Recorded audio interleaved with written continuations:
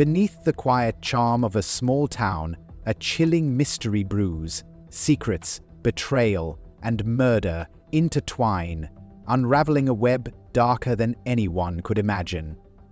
Who can be trusted when the truth shatters everything? In the serene town of Ashford, nestled among the rolling hills of Virginia, life moved with a peaceful rhythm. Here, everyone knew each other, and St. Mark's Church, located in the heart of the community, was more than a place of worship. It was the soul of the town. For over a decade, Father Daniel McKinnon, the resident priest, had been a beacon of wisdom and comfort, offering solace to troubled hearts and guidance in times of uncertainty. His influence extended beyond spiritual matters, and his words often held sway in the practical affairs of Ashford's citizens. Yet, beneath his steadfast demeanor lay an unwavering belief in his own righteousness, a conviction that would soon shatter the tranquility of this idyllic town. Maria Grayson, the 30-year-old woman known for her compassion and selflessness, was one of the church's most active members. Whether organizing Sunday lessons for children or assisting the elderly with daily tasks, Maria embodied kindness and dedication. Her radiant smile and warm demeanor were the glue that held the community together. No one could have imagined that this symbol of goodness would become the center of a nightmare that would challenge the town's understanding of faith, morality, and humanity. One crisp October morning, Ashford awoke to a chilling reality. Maria had vanished.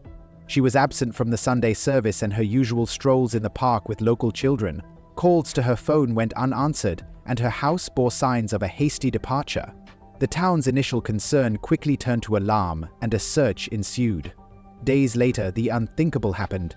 Maria's lifeless body was discovered in the last place anyone expected, the very church that symbolizes hope and sanctuary. The discovery was not just tragic, but horrifying. Maria's body bore the marks of a brutal attack, and the circumstances of her death sent shockwaves through Ashford. Found in a dimly lit parish room, her mutilated form was accompanied by a bloodied cross, a grim and ominous symbol that mocked the sanctity of the church.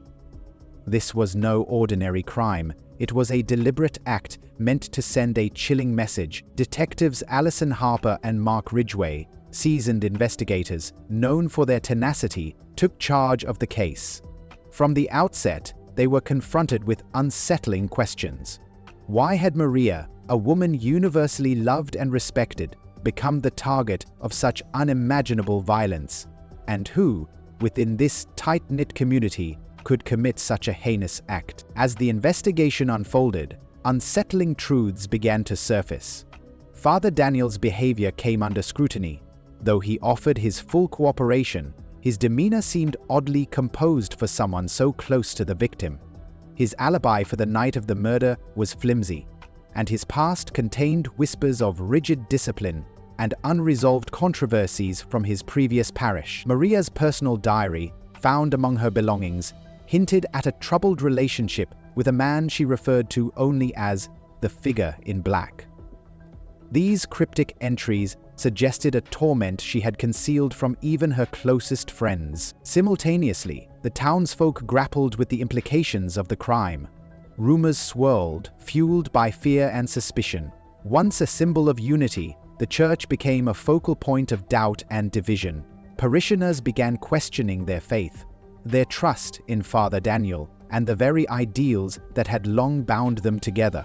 Lisa Carter, the friend who had discovered Maria's body, was haunted by the horrific sight and the questions it raised. Why had Maria been in the church that night, and what had led to her untimely end? As Alison and Mark dug deeper, they uncovered layers of secrets hidden beneath Ashford's tranquil surface. Father Daniel's stern sermons, which once inspired reverence, now seemed laced with foreboding. Maria's diary hinted at conflicts that might have led to her tragic fate. Yet, every clue raised more questions than answers, and the detectives realized that the path to truth would be fraught with challenges. The murder of Maria Grayson was not just a crime. It was a catalyst that exposed the fragility of faith and the shadows lurking behind the facade of holiness. As the investigation intensified, the once peaceful town braced for revelations that would forever alter its identity. The truth, though elusive, would demand confrontation, not just with the perpetrator, but with darkness hidden within the hearts of those who called Ashford home. Lisa Carter, Maria's friend, was struggling to process the trauma of discovering Maria's body. She spent most of her time at home, avoiding public places where the prying eyes and whispered suspicions of the townspeople made her feel like a spectacle. But Lisa knew that staying silent was not an option. Maria's memory deserved justice. Despite her apprehension, Lisa agreed to meet with detectives Alison Harper and Mark Ridgway once more. She hoped that by sharing every detail she could recall, she might help unravel the mystery surrounding Maria's death. Sitting in the cramped interrogation room at the police station, Lisa recounted her last meaningful conversation with Maria. She seemed distant, Lisa began, her voice trembling. Maria wasn't the kind of person to keep secrets, but that day, she hinted that she was carrying a burden. I asked her if she was okay, but she just smiled and said, "Some things are better left unsaid." I thought it was just one of her philosophical moods, but now I wonder. Lisa also mentioned noticing a new intensity in Father Daniel's interactions with Maria in the weeks leading up to her disappearance. They argued, she said. Not loudly, but you could tell there was tension. It was so unlike them. Maria adored Father Daniel, but recently it seemed like she was afraid of him. As Lisa spoke, Alison's mind raced. The details Lisa provided only deepened the enigma. Why would a trusted priest and a devoted parishioner, both pillars of the community, find themselves at odds? Meanwhile, Mark pursued another lead. He interviewed Emilia Ross, the church secretary, who had grown increasingly uneasy since Maria's murder. Emilia revealed something chilling. "Maria found something," Emilia whispered. "I don't know what it was, but I remember her coming to me one evening, her hands shaking. She said, 'Emilia, if anything happens to me, promise you'll tell the truth.' I didn't understand what she meant at the time, but now, I can't stop thinking about it." Emilia also confessed that she had noticed unusual behavior from Father Daniel. He had begun locking himself in his office for hours, forbidding anyone to enter. She suspected that he was hiding something, but had no idea what it could be. As the investigation deepened, Alison and Mark discovered inconsistencies in Father Daniel's timeline. Surveillance footage from a nearby building showed him leaving the church much later than he claimed. Furthermore, financial records revealed a series of unexplained transactions involving large sums of money. When confronted with this evidence, Father Daniel remained calm but evasive. "I've dedicated my life to this church," he said, his voice steady. "Whatever suspicions you have about me are misplaced." But Alison wasn't convinced.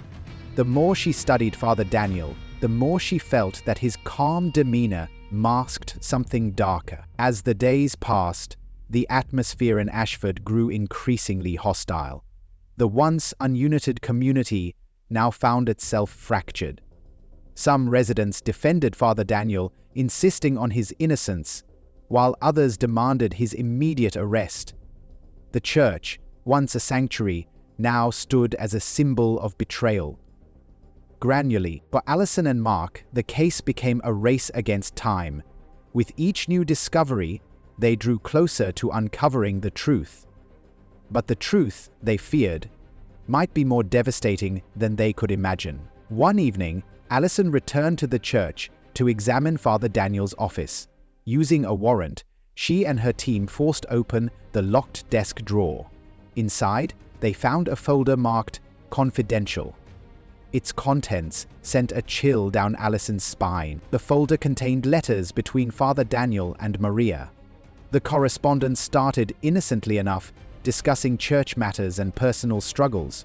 But as the letters progressed, they revealed a darker narrative.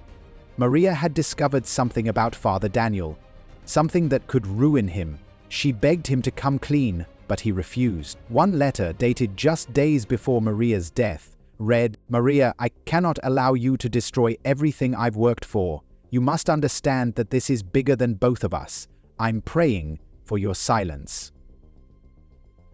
The discovery of the letters was a turning point in the investigation. Allison and Mark now had motive and circumstantial evidence linking Father Daniel to the crime.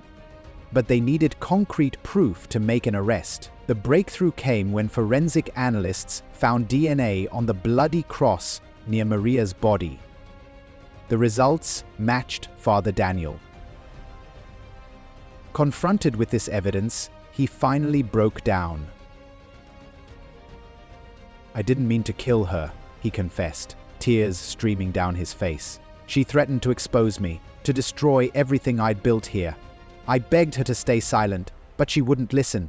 It was an accident, an argument that went too far." Father Daniel's confession sent shockwaves through Ashford.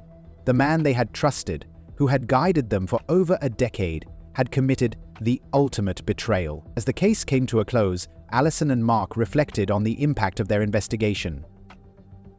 The truth had been uncovered, but at a great cost. The community would never be the same. For Lisa Carter, Maria's closest friend, the resolution brought mixed emotions.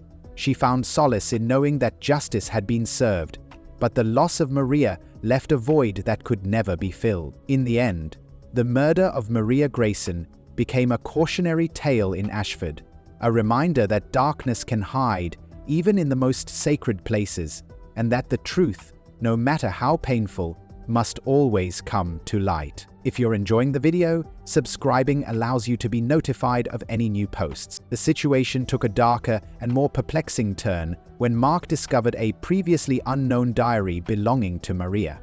This diary had been carefully hidden in a concealed compartment under her bed, suggesting she was deeply protective of its contents.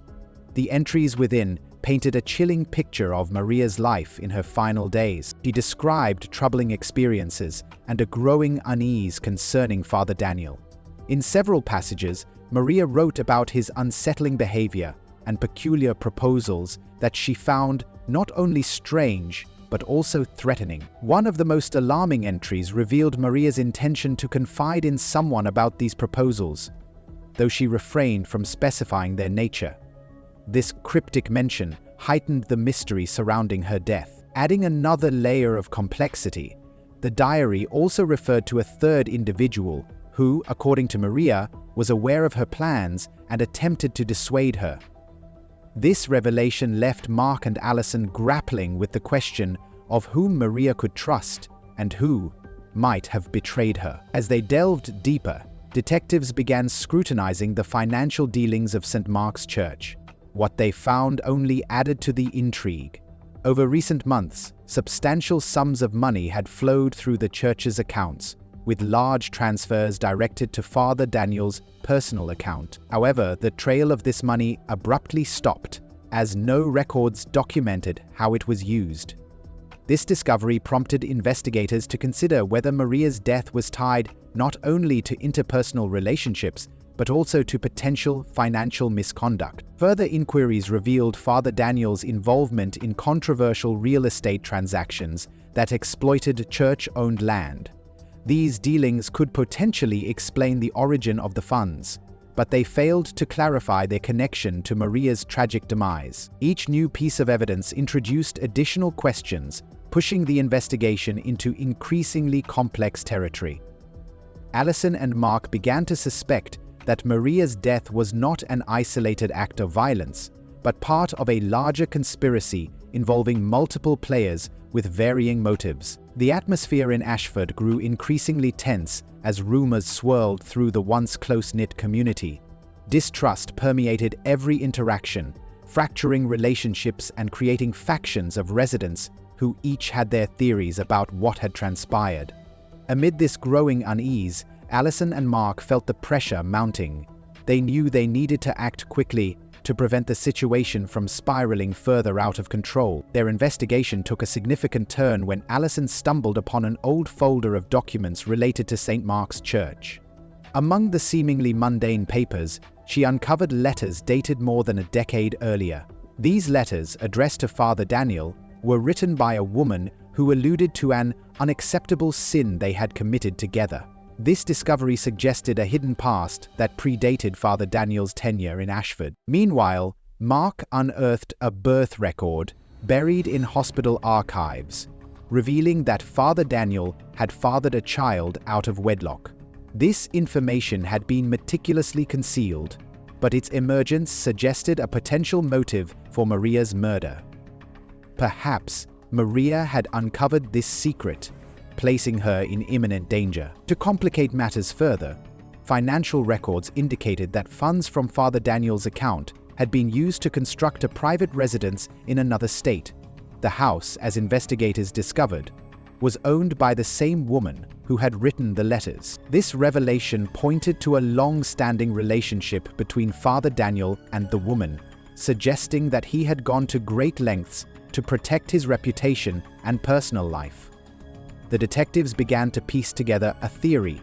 Maria's knowledge of these hidden connections could have made her a liability, leading to her death. Seeking more answers, Allison revisited Amelia Ross, the church secretary. During a tense conversation, Amelia admitted to harboring suspicions about Father Daniel for years. She had noticed inconsistencies in financial records, but had been too afraid to voice her concerns, fearing repercussions. Amelia also disclosed that Maria had been unusually inquisitive about the church's finances in the weeks leading up to her death. According to Amelia, Maria seemed to know something significant, but kept her thoughts to herself. On the day of Maria's murder, Amelia recalled seeing an unfamiliar man leaving the church. He was dressed in dark clothing and behaved suspiciously, trying to avoid drawing attention. This sighting added a new layer to the mystery. Could this stranger be the third person mentioned in Maria's diary? Allison and Mark decided to review surveillance footage from the church's vicinity. Although the footage did not provide a clear view of the man's face, his cautious demeanor suggested he was aware of the cameras. The detectives speculated that he might have been hired to silence Maria. Their suspicions deepened when they linked the man to a private detective named Stephen Fletcher, known for undertaking morally dubious assignments. Financial records revealed payments from Father Daniel to Fletcher, further implicating the priest in Maria's murder. When the detectives tracked Fletcher to a motel in a nearby town, he attempted to flee but was quickly apprehended. Under questioning, Fletcher admitted that Father Daniel had hired him to intimidate Maria into silence. However, Fletcher claimed that the situation escalated unexpectedly, leading to Maria's death. This confession was a turning point. Fletcher revealed that Father Daniel feared Maria's knowledge of his illegitimate child and financial improprieties, which could destroy his career and reputation. The detectives now had enough evidence to arrest Father Daniel. The priest, when confronted, did not resist, but appeared resigned to his fate, knowing that his carefully constructed facade had crumbled. The arrest sent shockwaves through Ashford. Residents who had revered Father Daniel as a moral and spiritual leader were forced to confront the reality of his actions. The trial that followed became a defining moment for the town. Prosecutors presented a mountain of evidence, including Fletcher's testimony and financial records, that exposed Father Daniel's web of deceit. Throughout the trial, Father Daniel remained stoic, only breaking his silence to accept his guilt without elaboration. The jury found him guilty on all charges, sentencing him to life imprisonment without parole. This verdict marked the end of a dark chapter in Ashford's history. But the scars it left behind were undeniable. St. Mark's Church, once a symbol of unity, stood abandoned and forlorn. Many parishioners abandoned their faith, while others struggled to reconcile their beliefs with the priest's betrayal. The community's fabric, once tightly woven, had been irrevocably torn. For Alison Harper and Mark Ridgway, the case was both a professional triumph and a personal ordeal. They had unraveled a complex web of lies and secrets, but the cost had been high. The investigation had exposed the depths of human deceit and the fragility of trust, leaving an indelible mark on their perspectives. As Ashford slowly began to heal, its residents faced the challenge of rebuilding their community. The case served as a stark reminder that evil often hides in plain sight, and that seeking the truth, no matter how painful, is essential for justice.